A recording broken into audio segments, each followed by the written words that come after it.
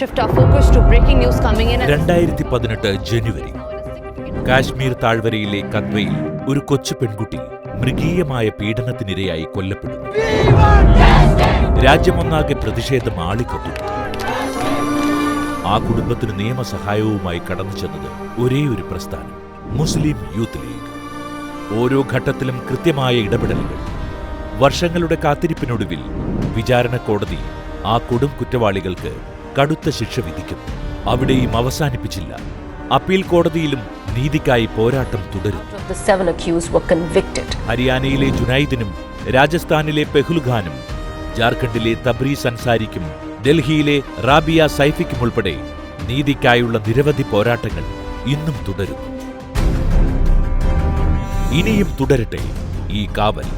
കൂടെ നിൽക്കാം. MYL India Imdad പ്രവർത്തന ഫണ്ട് സമാഹരണ ക്യാമ്പയിൻ.